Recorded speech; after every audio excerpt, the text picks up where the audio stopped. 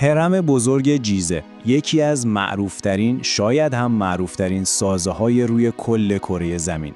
خب ما فکر می‌کنیم داستانش رو می‌دونیم، اما اگه بهتون بگم کل داستانی که تو کتابا خوندیم پر از حفره‌های بزرگه چی؟ خب بیایید با هم یه شیرجه عمیق بزنیم تو این ماجرا. ببینید ما اینجا با 2 داستان کاملا متفاوت روبرو هستیم. از یه طرف اون روایت رسمی و قشنگ کتابای درسی رو داریم که میگه این یه مقبره با شکوه برای فرعون خوفو بوده. از طرف دیگه یه عالمه سوال بی پاسخ وجود داره.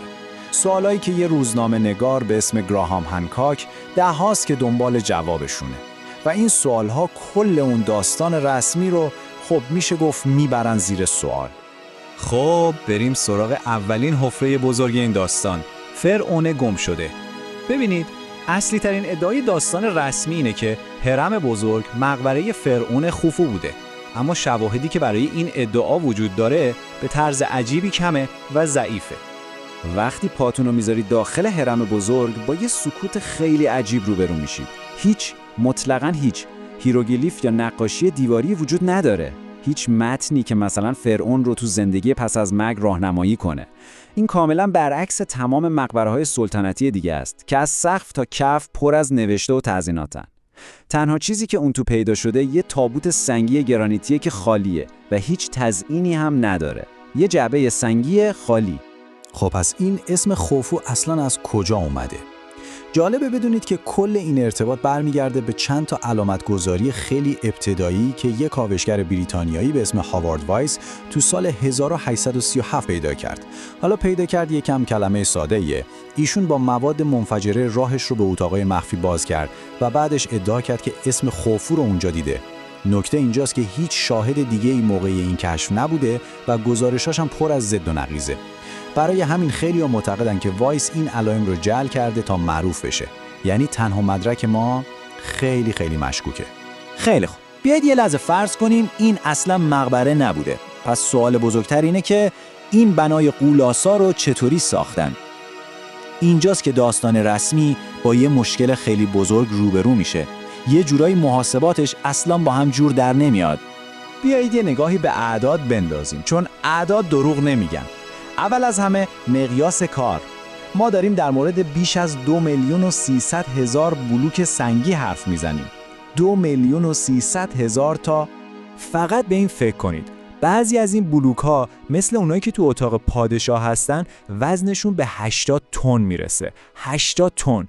این یعنی هموزن یه لوکوموتیو و این سنگ های غول پیکر رو از یه معدنی که 800 کیلومتر اون طرفتر بوده آوردن. و حالا میرسیم به نکته اصلی. اگه داستان رسمی که میگه هرم تو 20 سال ساخته شده درست باشه، حساب و کتابش اینجوری میشه. کارگرها باید هر 2.5 دقیقه یه بلوک سنگی غول‌پیکر رو از معدن جدا میکردن، حملش میکردن و با دقتی باور نکردنی سر جاش میذاشتن. هر 2.5 دقیقه یه بلوک. اونم 24 ساعته، 7 روز هفته برای 20 سال تمام. اونم با چی؟ با ابزارهای مسی و صورتمه‌های چوبی. به نظرتون واقعا همچین چیزی ممکنه؟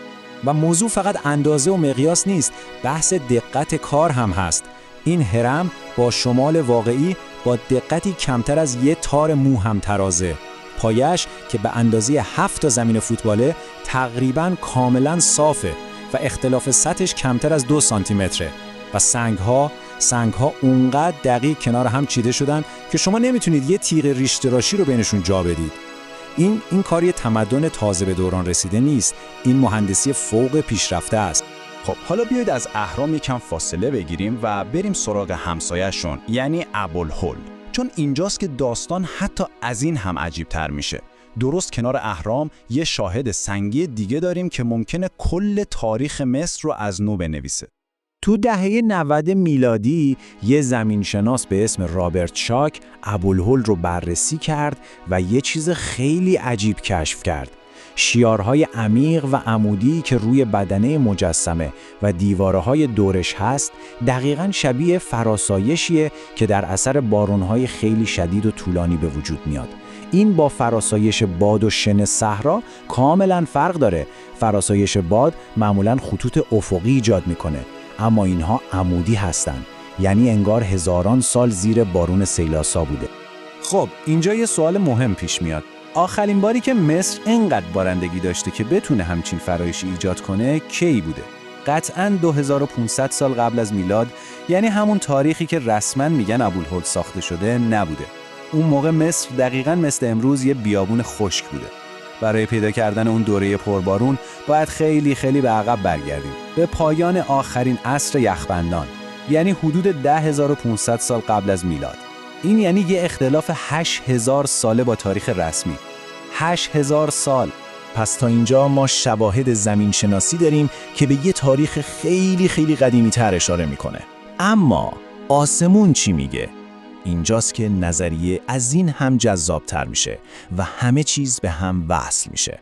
یه محقق دیگه به اسم رابرت بووال یه کشف شگفت انگیز کرد.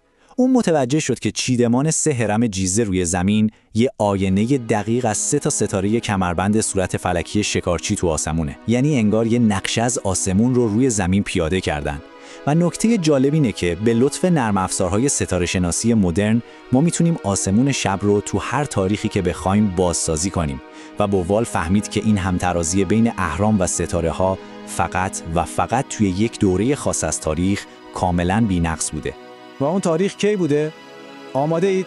دقیقاً 10500 سال قبل از میلاد. بله، دقیقاً همون تاریخی که فرایش آبی روی ابوالهول هم بهش اشاره میکنه.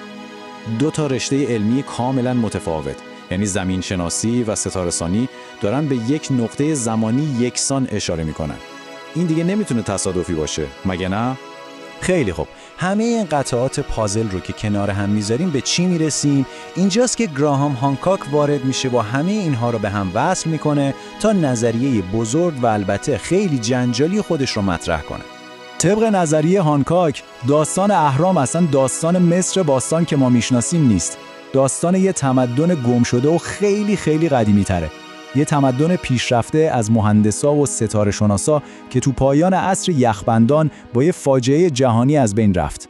بازمانده‌های اون فاجعه تو کل دنیا پخش شدن و دانششون رو به بقیه فرهنگا منتقل کردن و اهرام جیزه میراث اوناست. یه پیام یا شاید یه هشدار که توی سنگ برای ما به جا گذاشتن. و به عقیده هانکاک جیزه فقط یه نمونه است. اون میگه که بناهای سنگی غول‌پیکر و همترازی‌های نجومی مشابهی رو میشه تو کل دنیا پیدا کرد. از مکزیک و پرو گرفته تا کامبوج. انگار همشون یه اثر انگشت مشترک دارن. اثر انگشت همون تمدن مادر گم شده. اما فکر نکنید این راز فقط مال گذشته هاست. هانکاک به کشفیات خیلی جدیدی اشاره میکنه که با یه سکوت خیلی عجیب روبرو شدن. مثلا تو سال 1993 یه ربات یه در مهرموم شده رو تو اعماق هرم پیدا کرد و بعد تحقیقات یهو متوقف شد. یا تو سال 2017 با اسکن‌های پیشرفته یه فضای خالی بزرگ به اندازه یه هواپیما داخل هرم کشف شد. اما اطلاعات خیلی کمی در موردش منتشر شد. انگار هنوزم رازهایی وجود داره که کسی نمیخواد ما ازشون خبردار بشیم. خب در نهایت ما با این سوال بزرگ روبرو هستیم. هرم بزرگ جیزه واقعاً فقط یه مقبره برای یه فرعونه؟ اونم با وجود این همه شواهد جوراب جور که با این داستان نمیخونن؟ یا شاید داریم به چیزی خیلی قدیمی‌تر، خیلی عمیق‌تر نگاه میکنیم؟ پیامی از بازمانده‌های یه دنیای گم شده که برای ما به یادگار مونده؟ شواهد ما رو به یه دوراهی عجیب رسوندن و حالا این سوال اساسی رو جلوی ما گذاشتن. انتخاب با شماست. شما چی فکر میکنید؟